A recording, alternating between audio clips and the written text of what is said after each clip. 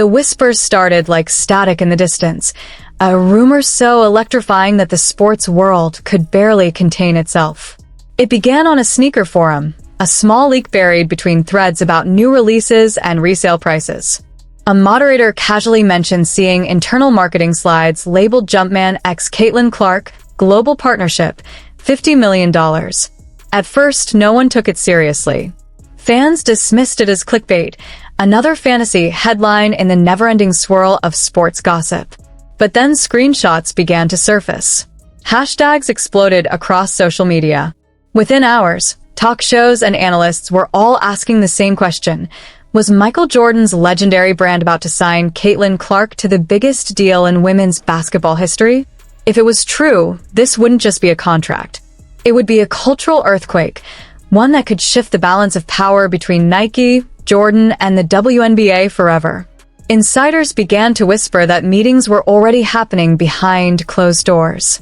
Executives at Nike and Jordan Brand were scrambling. Agents were glued to their phones. And somewhere in Indianapolis, Indiana Fever owner Steve Simon was watching a storm form around his brightest star. The spark ignited when two Jordan Brand representatives were spotted courtside at a Fever home game, quietly observing without media badges or corporate branding. One fan's tweet, "Jordan in the building for Caitlyn," lit the fuse that set the internet on fire. Soon after, sneaker insiders discovered that Jordan's women's division had just filed 3 new trademarks: Clark 1, Clark Pro, and Be Like Her. The timing was impossible to ignore. Caitlyn Clark, the rookie who had turned the WNBA into must-see TV, was suddenly linked to the most iconic basketball brand on the planet. The numbers told the story. Her rookie contract might pay her less than most NBA role players make in a single quarter, but her name had already broken every viewership record in women's basketball history. Her Nike deal, reportedly $28 million over 8 years, once seemed monumental, until her stardom outgrew it in less than a season. Jordan Brand doesn't chase hype. It defines it. For decades, its dominance in men's basketball has been untouchable. From Michael to Zion, Luka, and Tatum, the Jumpman has represented greatness itself. But on the women's side, the brand's reach has been more modest. Players like Maya Moore and Nafisa Collier carried the torch with dignity and success, yet none had crossed over into mainstream stardom the way Caitlyn Clark already has. Jordan executives reportedly saw an opportunity, a once-in-a-generation chance to bridge the gap between history and the future. Analysts estimate that Jordan's women's line makes up less than 15% of annual sales. To change that, they need someone who doesn't just sell sneakers, but sells belief. Caitlyn Clark is that person. Her game has transcended the sport. Every highlight she produces goes viral within minutes. Her jersey outsells NBA rookies. Her calm intensity, competitive fire, and magnetic presence make her more than a player. She's an event. That's why the rumored $50 million deal isn't just about money. It's about ownership of a legacy.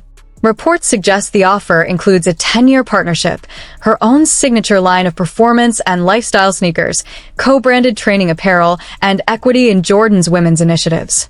Essentially, the same kind of empire-building deal that Zion Williamson and Luka Doncic received, but this time, with a woman at the table as an equal. Jordan insiders have crunched the numbers. A signature Caitlyn line could easily generate over $200 million in revenue within its first 3 years. In that light, $50 million isn't an expense, it's an investment in a new era. For the WNBA, the symbolism would be impossible to ignore. It would mark the first time a female player's endorsement eclipsed her league salary by 50-fold. More importantly, it would mark the moment when women's basketball finally became a business juggernaut, not a side project. But behind the glamour, a power struggle was brewing. Jordan Brand might be owned by Nike, but the two operate as rivals under the same empire. Caitlyn Clark is already a Nike athlete, meaning that a move to Jordan would technically keep her in-house, but under a different crown. How does a company compete with itself? By fighting for control of the narrative. Nike's basketball division wants to keep her as the face of the swoosh, an emblem of tradition and continuity. Jordan wants to make her a revolutionary, the franchise player for a new generation. Executives have reportedly called it a friendly civil war, but sources say there's nothing friendly about it. The stakes are monumental. If Jordan wins, it would be the first time the Jumpman eclipses the swoosh in women's sports, a seismic cultural shift. If Nike holds on to her, they preserve control but risk looking like the old guard clinging to the past. Either way, Caitlyn holds all the cards. Back in Indiana, Steve Simon is feeling the pressure. Caitlyn Clark has transformed the Fever from a rebuilding project into the most valuable team in the WNBA. She sold out arenas, doubled merchandise revenue, and made women's basketball appointment television. But a deal with Jordan could mean losing control over how his biggest star is marketed. He's seen this story before. When LeBron became a global brand, his team became the backdrop. Now Simon faces the same dilemma. How do you manage a player who's bigger than the league? For decades, Michael Jordan built a mythology around greatness without compromise. Caitlyn Clark represents the evolution of that ideal, a calm killer on the court, humble off it, relentless in her pursuit of excellence. She's not loud, she's lethal. That's why Jordan's offer, if it exists, is more than marketing. It's mentorship turned into movement. Sources say the deal could include international clinics and youth tournaments under the Jumpman banner, fronted by Caitlyn herself. It would expand the brand's reach into Europe and Asia, introducing a global audience to women's basketball like never before. Meanwhile, Nike's leadership in Beaverton reportedly scrambled. Emergency meetings were called. Executives debated whether to renegotiate her contract, offer her creative control, or even launch a sub-brand under her name. But deep down, they knew the truth. Jordan's mystique was different. Jordan isn't just a logo, it's a legacy. It's rebellion, ambition, and self-belief wrapped in one silhouette. Caitlyn fits that mold effortlessly. Economists say Caitlyn Clark has already generated more than $100 million in media value for the WNBA in a single year. Add ticket sales, merchandise, and sponsorships, and her overall impact might exceed $250 million. Suddenly, that $50 million offer doesn't sound extravagant. It sounds overdue. And more than that, it forces every sports brand on earth to reevaluate how they value women. If this deal materializes, it will pressure Adidas, Puma, and Under Armour to match it, changing how every future star is compensated. At its core, this story isn't just about money. It's about recognition. Caitlyn Clark represents every woman who dominated in silence, every athlete told that her game wasn't marketable, every fan who believed women's sports could be bigger if given the stage. The Jordan deal, real or rumored, is a symbol that those days are ending. The Jumpman, once a mark of masculine dominance, could now leap across the gender divide, and the one leading that leap is a 23-year-old from Iowa who never asked for permission to shine. Insiders say Caitlyn's team will review all offers in the offseason, staying silent until the ink dries.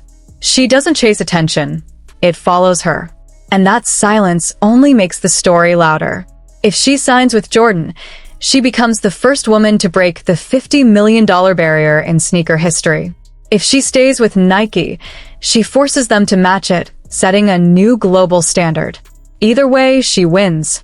Because the real power isn't in choosing a logo, it's in proving both need her more than she needs them. Whether the rumored deal exists on paper or only in whispers, one truth can't be denied. Caitlyn Clark has already rewritten the rules. A single rumor about her can move markets, shift corporate empires, and dominate global conversation.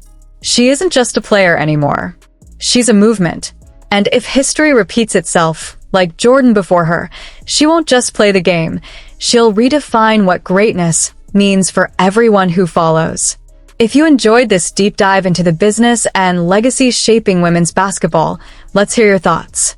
Do you think Caitlyn should join Jordan Brand and carve her own lane, or stay loyal to Nike and keep rewriting history under the swoosh?